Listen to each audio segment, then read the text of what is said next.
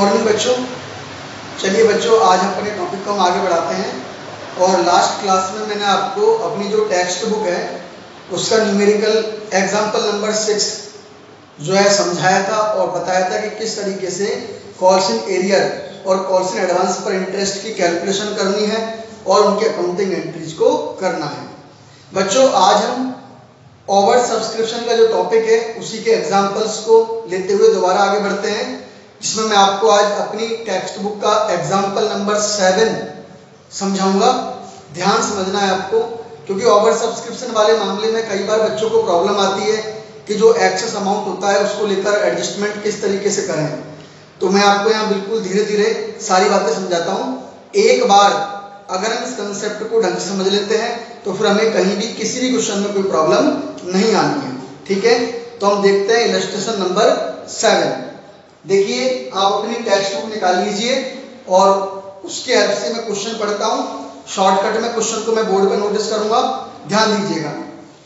बताया गया है कि चिंटू एंड कंपनी लिमिटेड ने 10 रुपए वाले 1000 सप्तांश निर्गमन करने के लिए आवेदन पत्र आमंत्रित किए। यानी चिंटू लिमिटेड ने कितने इक्विटी शेयर्स इशू करना चाहती है वो, तो इक्विटी शेयर्स की संख्या आपको दे रखी कितनी, 1000 इक्विटी शेयर्स ऑफ ₹10 ईच। यानी प्रत्येक शेयर कितने रुपए का है, 10 रुपए का। आगे इसने बताया है राशियां आवेदन पर बंटन पर प्रथम मांग, द्वितीय एवं अंतिम मांग पर समान रूप से दे है। यानी जो 10 रुपए का अमाउंट है आपका, ये 10 रुपए 4 कॉल है, एप्लीकेशन, अलॉटमेंट, फर्स्ट कॉल और सेकंड एंड फाइनल कॉल। इन चारों कॉलों पर बराबर बराबर अमाउंट पेबल है। यानी हम कह सकते हैं कि हर कॉल पर 2.5 रुपए कंपनी के द्वारा मांगे जा रहे हैं। आगे इसने बताया है 2000 अंशों के लिए आवेदन पत्र प्राप्त हुए। टोटल कितने अंशों के लिए आवेदन पत्र प्राप्त हुए, 2000 अंशों के लिए, जिसमें से 200 अपूर्ण आवेदन पत्र रद्द कर दिए गए और उनकी राशि लौटा दी गई। यानी कि टोटल एप्लीकेशन आपकी आई थी 2000 शेयर्स की, और उन 2000 शेयर्स में से जो 2000 शेयर्स 200 शेयर्स थे, उन 200 शेयर्स को हमने कुछ भी अलॉट नहीं किया। यानी इनका जो पैसा हमको मिला था वो हमने पूरा का पूरा वापस रिफंड कर दिया। फिर बोला इसमें मिंटू को, जिसने 300 अंशों के लिए आवेदन किया था, केवल 100 अंश अलॉट किए गए थे। यानी अगली कैटेगरी से बनती है मिंटू की, और जो मिंटू है, मिंटू ने 300 शेयर्स के लिए अप्लाई किया था और हमने उसको केवल 100 शेयर्स अलॉट किए। ठीक है, नेक्स्ट आता है, उसने बताया कि ये मिंटू है, इस मिंटू ने केवल आवेदन राशि ही चुकाई है। ये भी ध्यान रखना है हमको, ये जो मिंटू है, इस मिंटू ने केवल और केवल एप्लीकेशन मनी जो है वही पे किया, उसके अलावा कुछ भी अमाउंट पे नहीं किया। तो हम देखेंगे आगे चल करके कि आगे अमाउंट की जरूरत पड़ेगी भी या नहीं, और पड़ती है तो कितनी और क्या उसका एडजस्टमेंट करना है वो। नेक्स्ट आगे बताया गया इसने चिंटू, जिसने 500 अंशों के लिए आवेदन किया था, को भी 100 अंश अलॉट किए गए। अब अगला बंदा आता है हमारे सामने, कौन, चिंटू। चिंटू ने 500 शेयर्स मांगे थे और उसको भी कितने दिए गए, 100 शेयर्स उसको अलॉट किए गए, और शेष आवेदनकर्ताओं को यथानुपात आवंटन कर दिया गया। आवेदन राशि को अंतिम मांग तक काम में ले सकते हैं। कंपनी की मुख्य जर्नल और रोकड़ में प्रविष्टियां कीजिए। ठीक है, ध्यान दीजिए।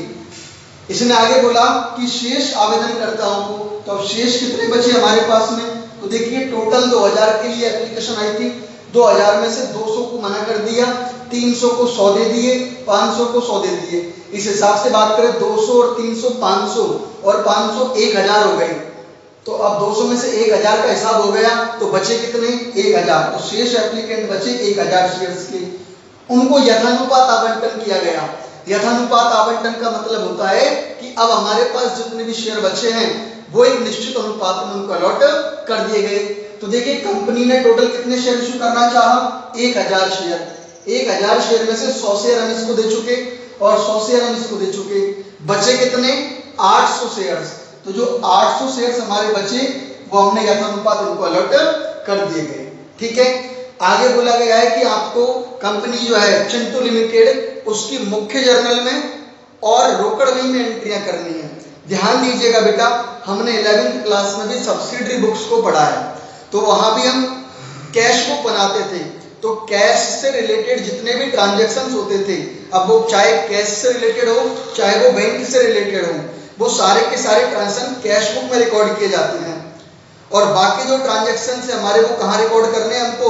मुख्य जर्नल यानी जर्नल प्रॉपर में हमको उनको रिकॉर्ड करना है। तो इस बात का हमको ध्यान रखना है, जब भी क्वेश्चन में आपसे वो रोकड़ बही बनवाने के लिए कहता है, कैश बुक बनवाने के लिए कहता है, तो उस कंडीशन में आपने जितनी भी रिसीव वाली एंट्रीज हैं या जिन एंट्रियों में बैंक अकाउंट इफेक्टेड होता है, वो सारी एंट्रियों की पोस्टिंग आपको कहां पर करनी होगी?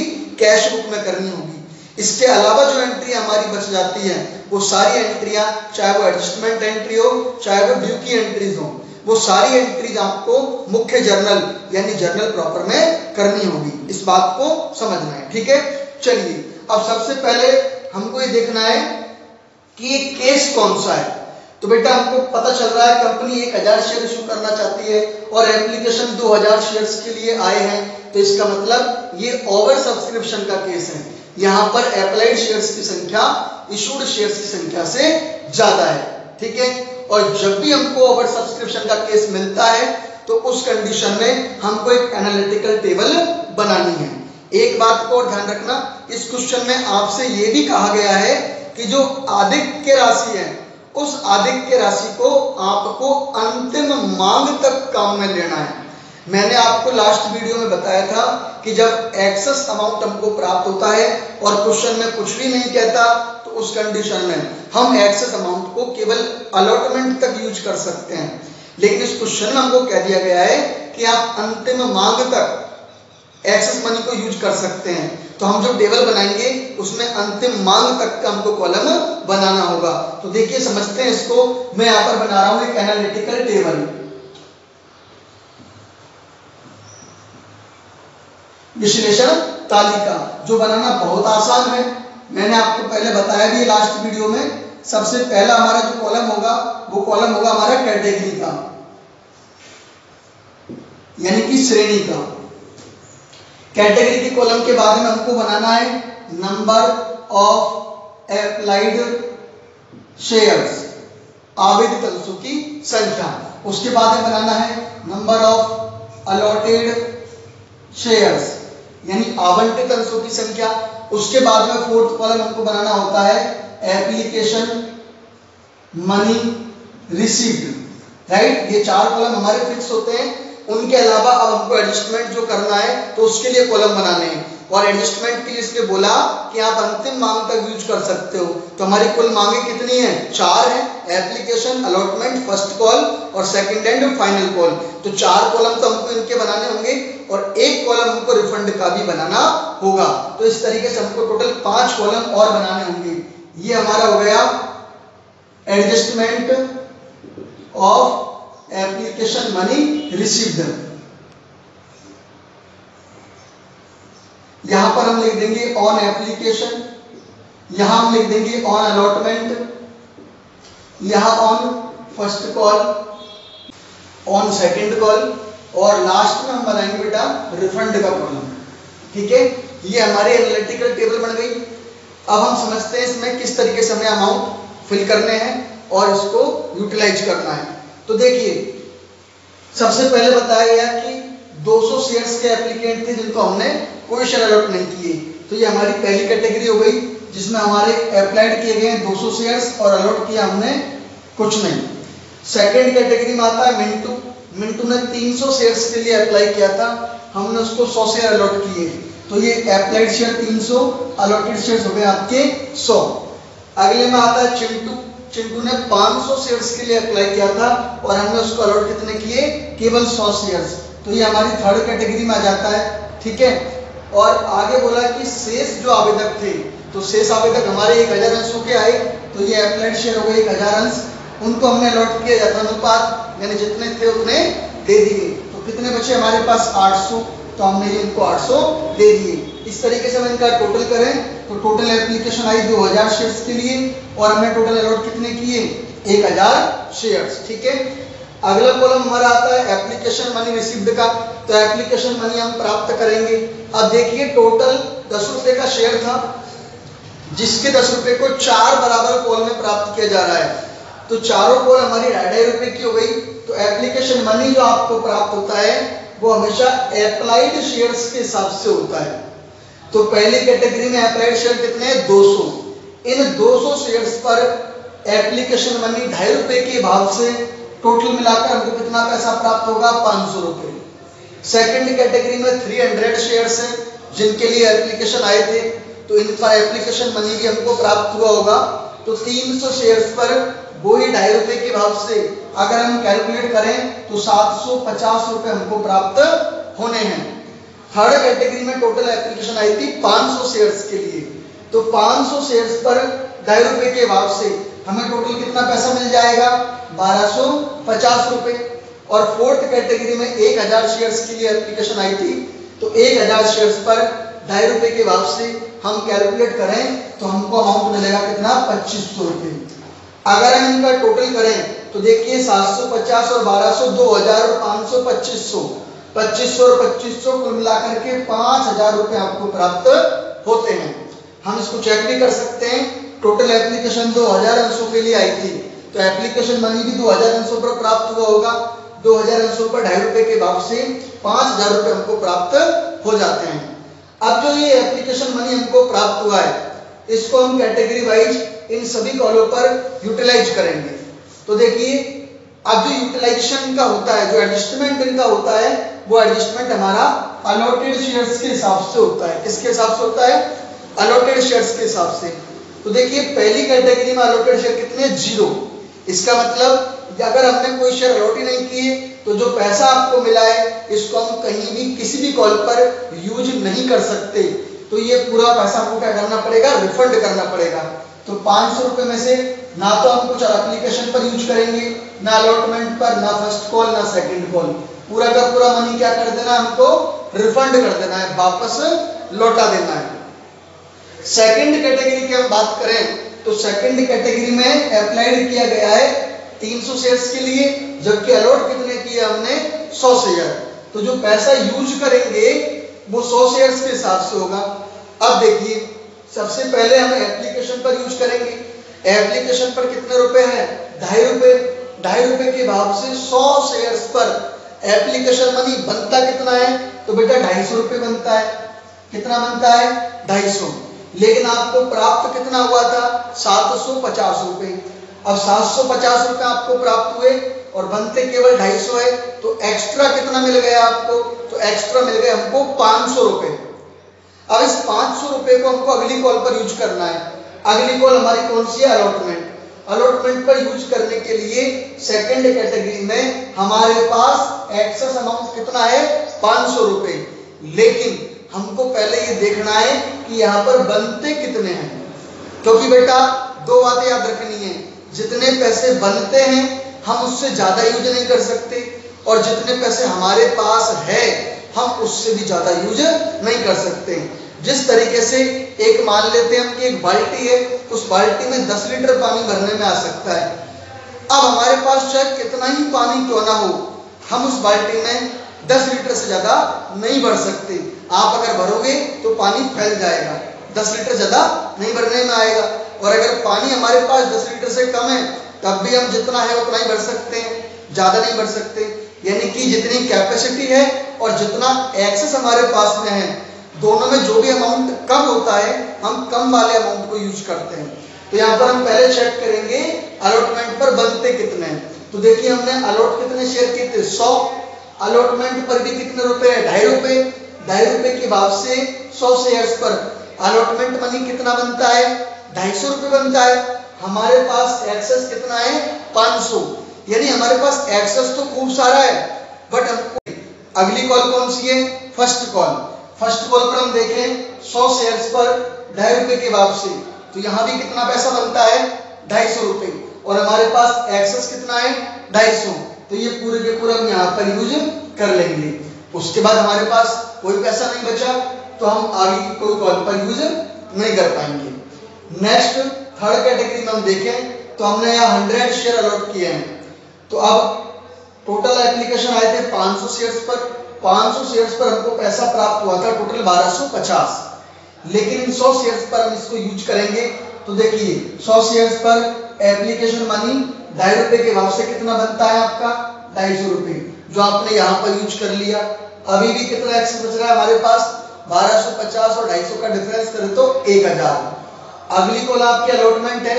अलॉटमेंट पर 100 शेयर्स पर 2.5 रुपए के भाव से यहाँ भी कितना पैसा बनता है आपका 250 रुपए। अभी भी हमारे पास एक्सेस कितना बचा 750, क्योंकि टोटल 1250 मिले थे, उसमें से अभी तक हमने 250 यहाँ और 250 यहाँ 500 रुपए यूज किए। अभी भी हमारे पास 750 बच रहे हैं, तो फिर अगली कॉल पर यूज करेंगे। फर्स्ट कॉल पर 100 शेयर्स पर 2.5 रुपए के भाव से यहाँ 250 बनते हैं। अभी भी कितना पैसा एक्सेस बच गया हमारे पास 500 रुपए, तो फिर हम सेकंड कॉल को यूज करेंगे। सेकंड कॉल पर 100 शेयर्स पर 2.5 रुपए के भाव से 250 रुपए आपके यहाँ बढ़ जाते हैं। और इन चारों कॉलों पर पैसा यूज करने के बावजूद भी हमारे पास जो एप्लीकेशन मनी प्राप्त हुआ था 1250 रुपए, उसमें से कितना पैसा बच गया 250 रुपए बच गया। तो अब हम क्या करेंगे, उस 250 रुपए का रिफंड कर देंगे, वापस लौटा देंगे। ठीक है, आगे फोर्थ कैटेगरी में हम देखते हैं 1000 शेयर्स पर 2500 रुपए आपको प्राप्त हुए थे, लेकिन हमने शेयर अलॉट कितने किए हैं, केवल 800। तो 800 शेयर्स पर एप्लीकेशन मनी जो है 2.5 रुपए के भाव से हम देखें तो कितना बनता है आपका, तो बेटा ये 2000 रुपए आपके बनते हैं। कितने बनते हैं, 2000 रुपए आपके बनते हैं। 800 को मल्टीपल कर दें कितने से, 2.5 रुपए से। अब हमारे पास मिले थे हमको 2500, एप्लीकेशन पर बढ़ते 2000 है। अभी भी कितना एक्सेस बच गया हमारे पास 500 रुपए बच गया, तो उसको अगली कॉल पर यूज करेंगे। अगली कॉल हमारी अलॉटमेंट है, तो अलॉटमेंट पे हम चेक करते हैं 800 शेयर्स पर 2.5 रुपए के भाव से कितना पैसा बनता है 2000 रुपए, लेकिन हमारे पास एक्सेस कितना है, केवल 500 रुपए। तो बेटा बनते तो 2000 है, लेकिन हमारे पास एक्स्ट्रा अमाउंट कितना है 500 रुपए, तो हम केवल यहाँ पर 500 रुपए यूज कर पाएंगे। तो हमने यहाँ पर 500 रुपए यूज कर लिए। अब क्या बचा हमारे पास, कुछ नहीं बचा, तो आगे की कॉल पर कोई अमाउंट यूज नहीं होगा। अब हम इन सबका क्या कर लेंगे, टोटल। तो देखिए इधर इनका टोटल कितना हो जाता है 2500 रुपए, यहाँ आपका टोटल कितना आ जाता है 1000 रुपीज, यहाँ आपका टोटल आता है 500 रुपीज, यहाँ आता है आपका 250 और लास्ट में आता है 750 रुपीज। समझ में आ गई। इस तरीके से हमारी क्या बन जाती है, एनालिटिकल टेबल बन जाती है। ये बनाना हमारे लिए बहुत जरूरी है, इससे क्वेश्चन सॉल्व करना हमारे लिए बहुत आसान हो जाता है। ठीक है, अब हमको क्वेश्चन में कहा गया था कि आपको चिंटू एंड लिमिटेड की जो बुक्स है उनमें आपको तो मुख्य जर्नल बनानी है और एक बनानी है कैश बुक। तो दोनों को हम मेंटेन करते हुए समझते हैं, ध्यान दीजिएगा। मैं इधर ये कैश बुक का फॉर्मेट बना देता हूं, ये हमने बना ली क्या, कैश बुक। ठीक है,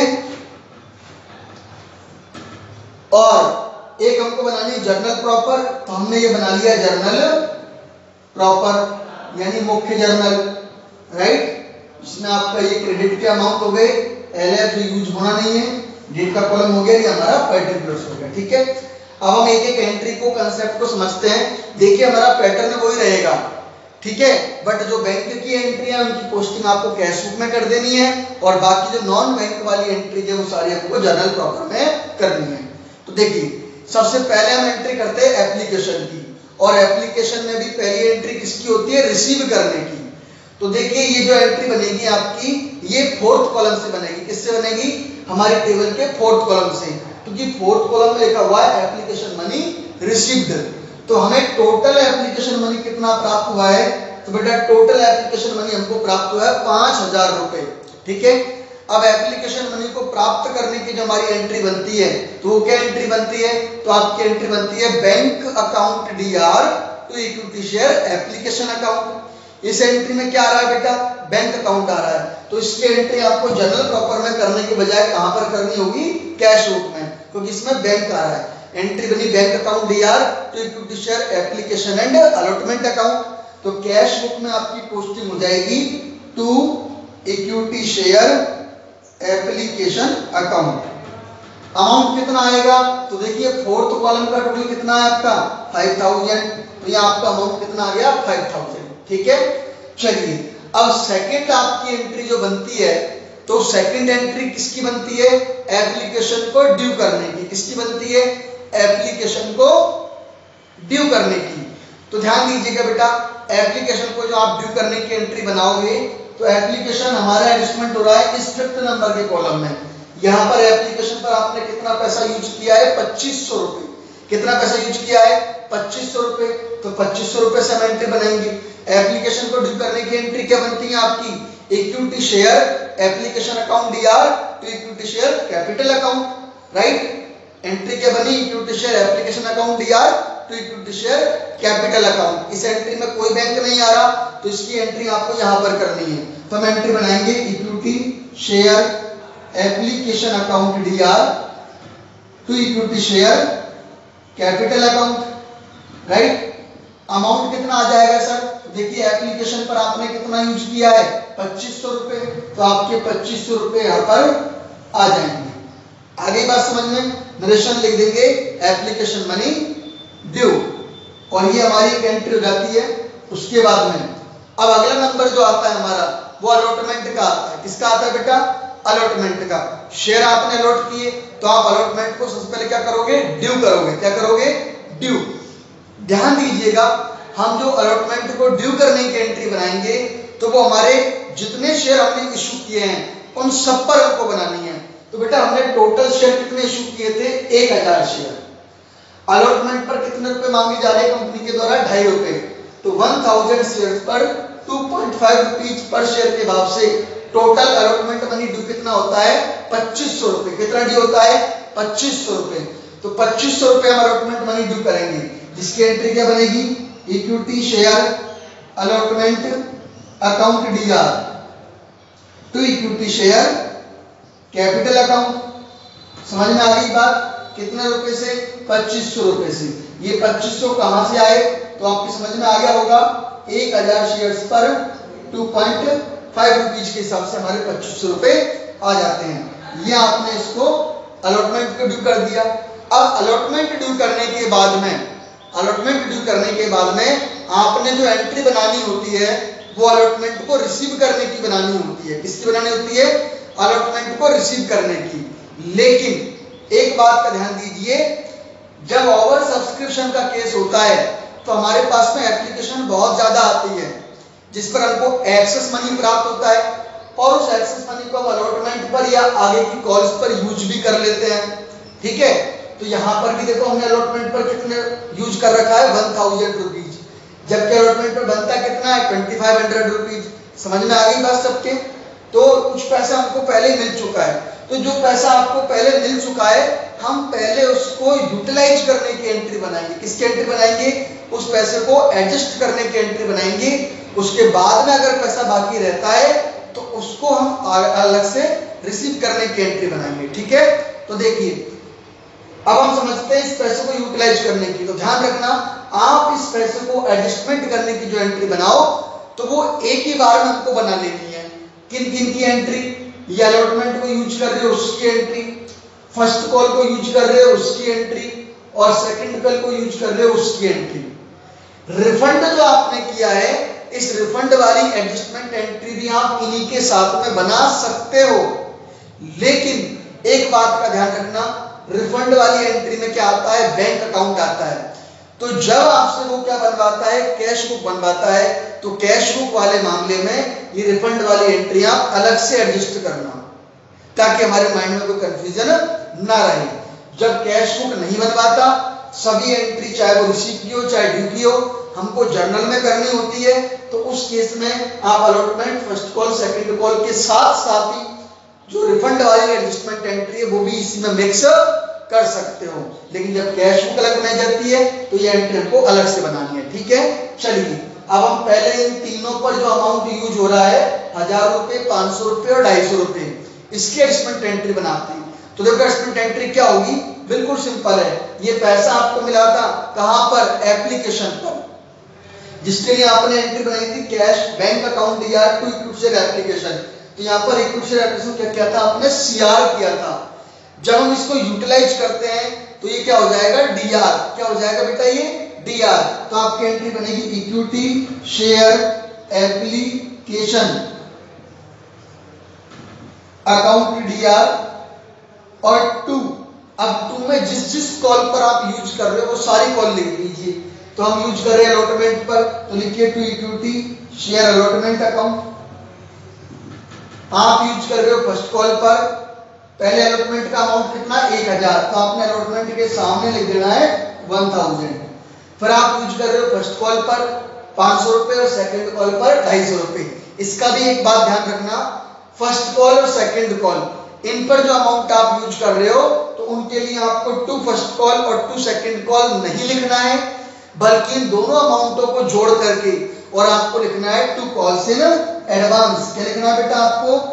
टू कॉल्स इन एडवांस। ठीक है, अमाउंट कितना आएगा?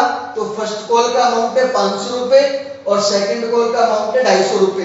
दोनों को जोड़ लेंगे तो जोड़ने पर कितना होता है 750 रुपए। तो 750 से आपने ये एंट्री कर ली। क्रेडिट का टोटल कितना हुआ 1750, तो डेबिट में हम लिख देंगे कितने 1750। आगे बात समझ में? इन तीनों का एडजस्टमेंट हो गया, इसका हमने यहाँ पर ही कर लिया था। ठीक है, अब बचा कौन सा? रिफंड वाला मामला। रिफंड कितना अमाउंट करना है आपको? टोटल 750 रुपए। रिफंड की एंट्री क्या होगी? तो देखो बेटा, प्राप्त करने की एंट्री हमने की थी bank account DR to application, right. जब रिफंड करेंगे तो एंट्री क्या हो जाएगी? रिवर्स हो जाएगी। एंट्री बनेगी application account DR to bank, और इस एंट्री में बैंक आ रहा है तो पोस्टिंग कहां पर होगी? कैश बुक में। एंट्री बनी एप्लीकेशन टू बैंक, तो बैंक बुक या कैश बुक में पोस्टिंग हो जाएगी by equity share application account. Amount कितना आएगा? जितना आपने रिफंड किया है। रिफंड कितना किया? 750, तो 750 आपको यहाँ पर लिख देना है। ठीक है, यहां तक की बात समझ में आ गई? एक बार फिर से रिपीट कर देता हूं। पहले हमने एप्लीकेशन मनी प्राप्त किया, उसकी एंट्री कर ली, फिर एप्लीकेशन को ड्यू करने की एंट्री की, उसके बाद में अलॉटमेंट को ड्यू करने की एंट्री की, और फिर अलॉटमेंट को रिसीव करने से पहले जो एक्सेस मनी आपको मिला था उसकी एडजस्टमेंट एंट्रीज हमने यहाँ पर कर ली। ठीक है, यहां तक की बात समझ में आ गई आपके? उसके बाद अब हम देखते हैं आगे। अब हमको अलॉटमेंट मनी जो है अगर कुछ बाकी रह गया तो उसको प्राप्त करना है। तो देखिए बेटा, आपने अलॉटमेंट पर टोटल कितना ड्यू किया था? आपने टोटल ड्यू किए थे कितने? 2500 रुपए। कितना ड्यू किए थे? 2500। इस 2500 रुपए में से 1000 रुपए अलॉटमेंट पर 1000 रुपए आपको एक्सेस मनी के रूप में ऑलरेडी प्राप्त हो चुके हैं, जिसकी हम एडजस्टमेंट एंट्री यहां पर 1000 रुपए से कर भी चुके हैं। तो अब टोटल ड्यू किए थे 2500, उसमें से 1000 आपको प्राप्त हो गए। तो अब बाकी कितने रहे? अब बाकी रहे हमारे 1500 रुपए, जिनको हमको प्राप्त करना है। 1500 रुपए जिनको हमको प्राप्त करना है।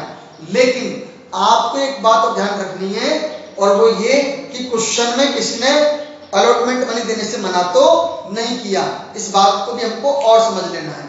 अब देखो बेटा, टोटल हमारा बनता है 2500, 1000 आपको मिल चुका है। अब मिलने कितने और है? 1500 रुपए।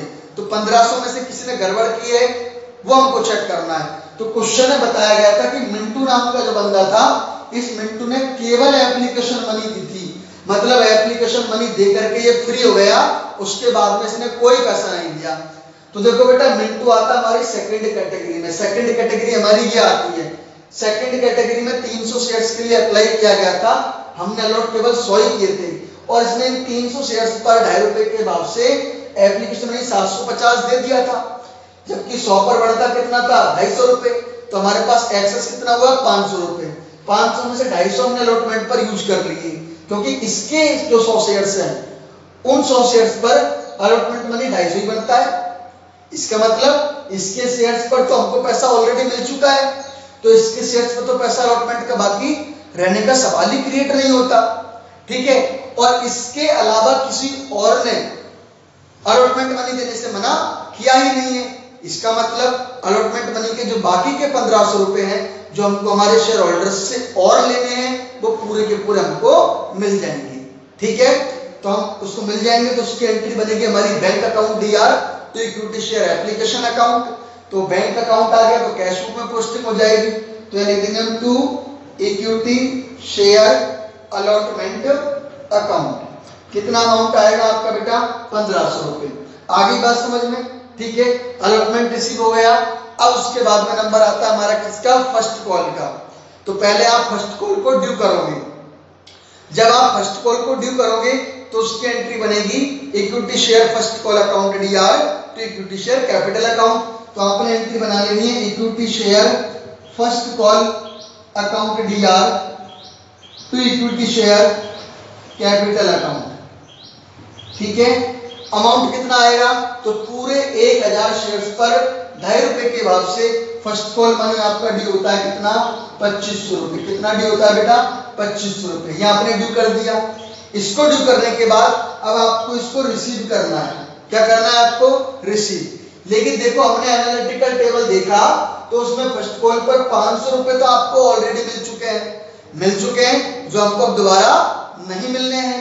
टोटल ड्यू हुए थे 2500 में से 500 तो आपको पहले ही मिल गए। अब बचे कितने, 2000, जिनको हमको और प्राप्त करना है। यानी 2000 रुपए तो हमको प्राप्त करने हैं और 500 रुपए जो आपको एक्सेस मिल गया उसको एडजस्ट करना है। ठीक है, लेकिन हमको ये और चेक कर लेना है कि किसी ने फर्स्ट कॉल देने से मना तो नहीं कर दिया। तो जो ये मिंटू था, इस मिंटू ने आपको केवल एप्लीकेशन मनी दिया था, लेकिन इसका जो एप्लीकेशन मनी आपको मिला था 750 रुपए, उससे हमारी एप्लीकेशन की पूर्ति हो गई थी, अलॉटमेंट की पूर्ति हो गई थी और फर्स्ट कॉल की भी पूर्ति हो चुकी। और मिंटू के अलावा किसी ने हमको पैसे देने से मना नहीं किया है। इसका मतलब जो 2500 में से 500 घटाने के बाद जो 2000 रुपए हमको और मिलने हैं वो पूरे के पूरे आपको मिल जाएंगे।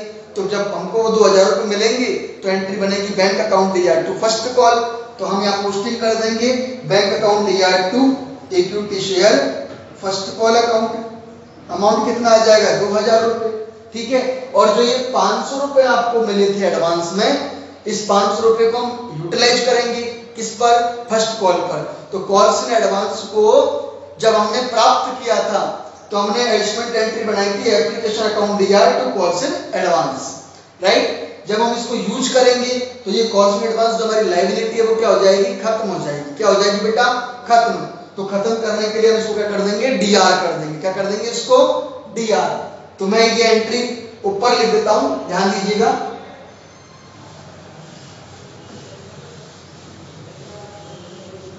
यह हमारी एंट्री अगली बन जाएगी calls in advance account DR to equity share first call account. आगे बात समझ में, अमाउंट कितना आ जाएगा, फर्स्ट कॉल पर आपने यूज कितने किए थे, 500 रुपए। तो 500 रुपए से आपकी एंट्री हो जाएगी। आगे बात समझ में, टोटल फर्स्ट कॉल पर ड्यू हुआ था 2500, उनमें से 500 रुपए एडवांस वाले यूज कर लिए और बाकी के 2000 हमने यहाँ पर प्राप्त कर लिए। ठीक है, यहाँ तक की बातें क्लियर है। उसके बाद में नेक्स्ट नंबर जो आता है आपका, तो वो एंट्री बनती है सेकंड कॉल को ड्यू करने की। सेकंड कॉल को ड्यू करने की एंट्री हमारी बनेगी equity share second and final call account DR, equity share second and final call account DR और to equity share capital account. आगे बात समझ में, ये हमारी एंट्री बन जाती है। अमाउंट कितना आएगा सर, तो वो 1000 शेयर्स पर सेकंड कॉल में ₹2.5 के भाव से कितना अमाउंट ड्यू हो जाता है आपका, 2500 रुपए हो गया। उसके बाद में अब हम इसको रिसीव करने की एंट्री करेंगे। तो रिसीव करने की एंट्री देखो, पहले हमने सेकंड कॉल पर यूज कितना कर रखा है, 2500 रुपए। अब इस कंसेप्ट को हमको ध्यान से समझना है, तो मैं समझाने के लिए यहां यूज कर रहा हूं, ध्यान दीजिएगा। Total due on second call, second call पर टोटल कितना ड्यू हुआ आपका, 2500 रुपए हो गया। उसमें से हम लेस कर देंगे एक्सेस मनी, जो आपकी टेबल में लिखा हुआ है सेकंड कॉल पर कितना एक्सेस है आपका, 250 रुपए। 250 आपको मिल गए। तो अब कितने मिलने हैं आपको, 2250 रुपए रिसीवेबल है, यानी कि और मिलने हैं, और मिलने हैं। अब ये देखो, किसी ने सेकंड कॉल देने से मना तो नहीं किया, तो एक ही बंदा है, कौन, मिंटू। मिंटू ने केवल एप्लीकेशन मनी दिया था। अब मिंटू ने जो एप्लीकेशन मनी दिया था तो उससे एप्लीकेशन की पूर्ति हो गई थी, अलॉटमेंट की पूर्ति हो गई थी और हमारे फर्स्ट कॉल की भी पूर्ति हो गई थी। लेकिन सेकंड कॉल पर इस कैटेगरी में कोई पैसा यूज नहीं हो पाया था। और मिंटू ने एप्लीकेशन के 750 के अलावा कुछ भी नहीं दिया, तो इसका मतलब ये सेकंड कॉल का पैसा क्या रह गया होगा, मिंटू वाले शेयर्स पर बाकी रह गया होगा। ठीक है, अब ये देखो मिंटू के शेयर्स कितने हैं, तो मिंटू को हमने जो शेयर अलॉट किए थे वो 100 थे। कितने थे? 100। सेकंड कॉल का जो पैसा बनता है मिंटू के ऊपर वो 100 शेयर्स पर बनता है। कितने रुपए के भाव से? 2.5 रुपए के भाव से। जो रह गया हमारा बाकी, तो हम लेस कर देंगे किसको? कॉल्स इन एरिया मिंटू के शेयर्स पर 100 शेयर्स पर 2.5 रुपए के भाव से कितने रुपए बाकी रह गए आपके? 250 रुपए। तो आपको रिसीव कितने हो जाएंगे? 2000 रुपए। ध्यान दीजिएगा, ये 2000 रुपए तो आपको प्राप्त हो जाएंगे, जिसकी एंट्री बनेगी bank account DR to equity share second and final call account. तो बैंक अकाउंट में पोस्टिंग कर देंगे हम to equity share second and final call account. कितना अमाउंट? 2000 रुपए। और ये जो 250 रुपए आपको एक्सेस मिला था, इस एक्सेस को यूज करने की एडजस्टमेंट एंट्री करेंगे। तो एडजस्टमेंट एंट्री क्या होगी? Calls in advance account DR. क्या होगी बेटा? Calls in advance account D R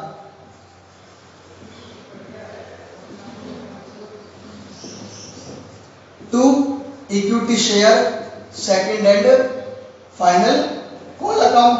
कितना अमाउंट है? तो हमने देखा टेबल में 250 रुपए आपको एडवांस मिले थे सेकंड कॉल की, जिसकी एंट्री कर दी हमने। ठीक है, ध्यान दीजिएगा 2000 की एंट्री हो गई। ये 250 रुपए जो हमारे एडवांस मिल गए तो उसकी एंट्री हमने कर ली। और ये वाले जो 250 रुपए हमारे, ये मिंटू के शेयर्स पर क्या है? एरियर है। क्या है बेटा? ये एरियर है। और नॉर्मली कॉल्स इन एरियर के लिए हमको अकाउंट ओपन नहीं करना है, उसके लिए एंट्री नहीं करनी है। तो इसका मतलब हमारी एंट्रीज क्या हो गई? कंप्लीट हो गई। अगर आप कॉल्स इन एरियर की एंट्री करना चाहते हैं तो हमारी एंट्री बनती है calls in arrear account DR to equity share second and final call account. तो उस एंट्री को हम इसी में मर्ज कर सकते हैं, यानी फिर हमारी एंट्री बन जाएगी calls in advance account DR 250 रुपए, calls in arrear account DR 250 रुपए और to equity share second and final call account 500 रुपए। बट जरूरी नहीं होता calls in arrear account open करना, इसलिए हमने उसको क्या कर दिया? इग्नोर कर दिया। आगे बात समझ में? इस तरीके से हमारी जनरल प्रॉपर बन जाती है पूरी। ये कुछ एंट्री इधर है और 3 एंट्री मैंने ऊपर लिख दी। और ये हमारी क्या है? Cash book. कैश बुक में पूरी पोस्टिंग करने के बाद में हम लास्ट में क्या निकाल देते हैं? इसका बैलेंस निकाल देते हैं। क्या निकाल देते हैं बेटा? बैलेंस। इसका हम टोटल कर लेंगे इधर से। ये टोटल हमारा हो जाता है 506 और 10,500। ये 10,500 में से लेस कर देना आपको, हम लिख देंगे बाई बैलेंस CD। तो यहाँ लेस करें मगर तो 9,750 रुपीज, ये बैलेंस फिगर में आपका अमाउंट आ जाता है। आगे बात समझ में? ठीक है, तो इस तरीके से हमारा क्वेश्चन पूरा कंप्लीट होता है। ठीक है बच्चों, आगे की बातें हम नेक्स्ट क्लास में देखेंगे।